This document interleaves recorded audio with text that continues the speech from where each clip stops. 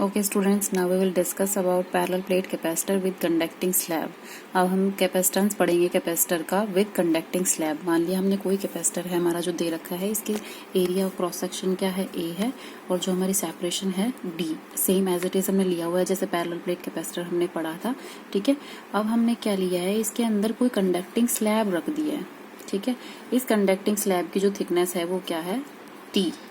इस conducting slab की जो थिकनेस है वो क्या है, टी। और जो हमारा इलेक्ट्रिक फील्ड है, इस कैपेसिटर का इलेक्ट्रिक फील्ड क्या होगा, इनिशियल इलेक्ट्रिक फील्ड क्या है हमारा, ई नोट, जिसकी डायरेक्शन क्या है, पॉजिटिव टू नेगेटिव। ठीक है, अब हमने क्या पढ़ा है कि कंडक्टिंग स्लैब, कंडक्टर में क्या होता है कि कोई भी चार्ज होता है, कंडक्टर की प्रॉपर्टीज में हमने पढ़ा था कि जो चार्ज होता है वो कंडक्टर के इनसाइड रिजाइड नहीं करता। मतलब यहाँ पे इस पॉजिटिव चार्ज की वजह से इस इंडक्शन पे क्या नेगेटिव चार्ज क्रिएट होगा, और इसकी वजह से यहाँ पे क्या क्रिएट होगा, पॉजिटिव चार्ज। ठीक है, तो जैसे मैंने कंडक्टर की प्रॉपर्टीज में भी आपको बताया था, इसकी वजह से इंडक्शन की वजह से नेगेटिव होगा, इसकी इंडक्शन की वजह से क्या होगा, पॉजिटिव होगा, और चार्ज जनरेशन जो क्या होगा वो सेम होगा। ठीक है, तो जो इस प्लेट की वजह से इलेक्ट्रिक फील्ड होगा पॉजिटिव टू नेगेटिव होगा, और जो दोनों का जो मैग्नीट्यूड होगा वो सेम होगा, क्योंकि इसी चार्ज की वजह से ये इंडक्शन बन रहा है और इस चार्ज की वजह से यहाँ पे इंडक्शन की वजह से चार्ज आ रहा है। ठीक है, तो जितना चार्ज जनरेट होगा, जितना यहाँ पे प्रेजेंट होगा, उतना ही चार्ज जनरेट होगा। तो जो इलेक्ट्रिक फील्ड की इंटेंसिटी होगी वो इस इलेक्ट्रिक फील्ड की इंटेंसिटी के बराबर होगी। ठीक है, तो जो इनसाइड द कंडक्टर होगा हमारे पास क्या होगा, ईपी इक्वल्स टू 0। ठीक है, क्योंकि कोई कंडक्टर में क्या होता है कि charge inside the conductor stable रह ही नहीं सकता, तो वहां पे चार्ज ही अगर नहीं होगा तो इलेक्ट्रिक फील्ड क्या होगा, वहां पे 0 होगा। ठीक है, तो अगर हम लिखना चाहे, हमारे पास कैपेसिटेंस का फॉर्मूला क्या है, सी नॉट इक्वल्स टू, हमारा रिलेशन क्या आया था, epsilon not A divided by D, जो इसकी सेपरेशन थी। ठीक है, ये हमारा फर्स्ट इक्वेशन आ गई है, फर्स्ट इक्वेशन मैंने मेंशन कर ली है, जो हमारी है ये C nought, capacitance without any slab. इस कैपेसिटर की जो कैपेसिटेंस है, अगर हमने कंडक्टिंग स्लैब नहीं रखी थी तो उस टाइम की जो हमने कैपेसिटेंस लिख लिया। अब हम लिखना चाहेंगे कि टी की थिकनेस जो है वो क्या है, डी से कम है, मतलब ये इसके अंदर रखा हुआ है, तो मतलब टी कुछ ना कुछ छोटा है डी से। मान लिया टी हमने बहुत छोटा है डी से।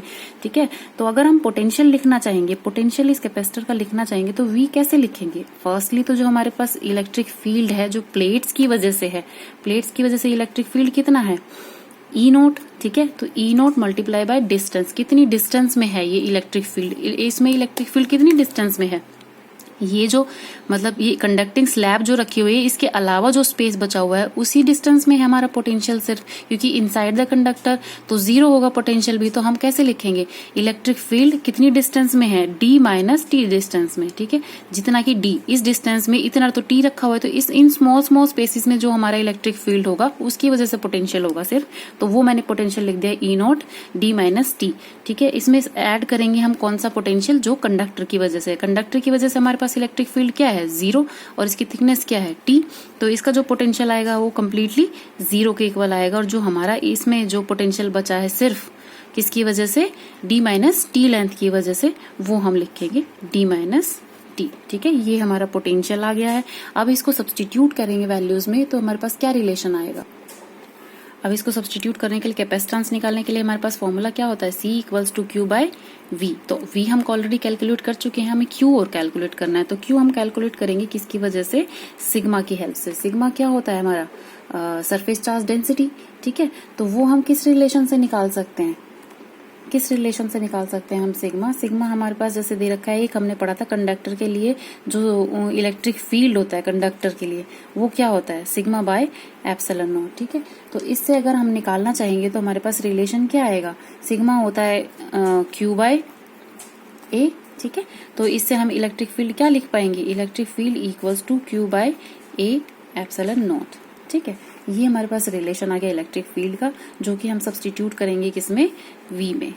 जो ये इक्वेशन आई है हमारी सेकंड, मान लिया इसको हमने equation second, V equals to E naught की वैल्यू रखेंगे Q by A epsilon not D minus T, ये इक्वेशन थर्ड हो गई हमारी। ठीक है, अब इस इक्वेशन थर्ड को हम इसमें कैपेसिटेंस के लिए सब्सटीट्यूट करेंगे, Q divided by Q by A epsilon not D minus T. ठीक है, तो Q से Q हमारा कट गया है, C के बाद हमारे पास क्या आएगा, A epsilon naught divided by D minus T. ये हमारा रिलेशन आ गया कोई, C equals to epsilon naught A divided by D minus T. अगर हम इसमें से रिलेशन कोई निकालना चाहिए ए एप्सिलॉन नॉट, अगर हम डी कॉमन लेना चाहेंगे तो हमारे पास क्या बचेगा 1 माइनस टी बाय डी। और जो ये वाली टर्म होती है ये किसके बराबर होती है, जो इनिशियली हमारे पास कैपेसिटेंस था उसके बराबर सी नोट। तो हम इसको रिप्रेजेंट करते हैं सी नोट से, और ये हमारे पास इसका रिलेशन आ जाता है कैपेसिटेंस का न्यू विद कंडक्टिंग स्लैब। ठीक है, तो ये हमारे कंडक्टिंग स्लैब का रिलेशन आता है। मैं आपको एक बार फिर से रिवाइज करा देती हूँ। Parallel plate capacitor with conducting slab, कोई पैरेलल प्लेट कैपेसिटर रखा हुआ है हमने, कोई कंडक्टिंग स्लैब इसके अंदर रख दी है हमने, जिसकी थिकनेस क्या है टी, और इसका जो सेपरेशन है प्लेट्स के बीच की वो क्या है डी।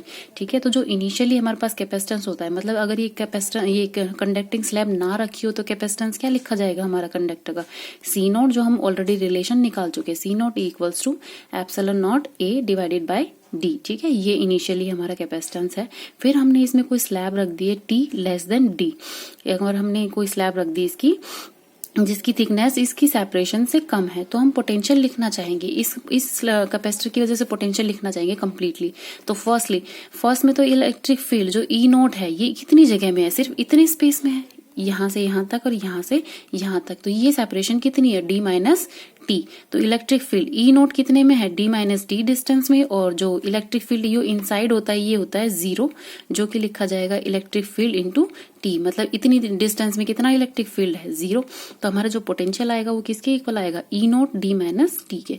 ठीक है, अब हमारे पास कैपेसिटेंस का रिलेशन क्या होता है क्यू बाय वी। तो या तो हम क्यू को फॉर्म में लिखेंगे, मतलब वी को भी क्यू की फॉर्म में लिखेंगे, या क्यू को किसी डिफरेंट फॉर्म में लिखेंगे। तो यहाँ पे मैंने क्या किया है कि जो वी है पोटेंशियल है उसको मैंने लिखा है क्यू की फॉर्म में। तो पोटेंशियल को क्यू की फॉर्म में कैसे लिख सकते हैं, हमारे पास रिलेशन क्या है ई नोट का है, तो ई नोट को हम लिख सकते हैं कंडक्टर की वजह से जो कैपेसिटेंस होता है सिग्मा बाय एप्सिलॉन नॉट, मतलब कैपेसिटर का जो होता है वो चार्ज क्या होता है sigma by epsilon, electric field intensity क्या होती है सिग्मा बाय एप्सिलॉन नॉट। इसमें से हम अगर ई नोट निकालते हैं तो सिग्मा की वैल्यू क्या होती है Q by A surface charge per unit surface area, Q by A epsilon naught. ठीक है, तो ई नोट हमारे पास ये वैल्यू आ गई, इस वैल्यू को हम सब्सटीट्यूट करते हैं वी में, V equals to A by epsilon not D minus T. ठीक है, ये हमारे पास रिलेशन आया है वी का, इसको हम सब्सटीट्यूट कर देंगे कैपेसिटेंस के लिए, Q divided by A epsilon not D minus T. ठीक है, इसमें हमारे पास C equals to A epsilon not D minus T आ जाएगा,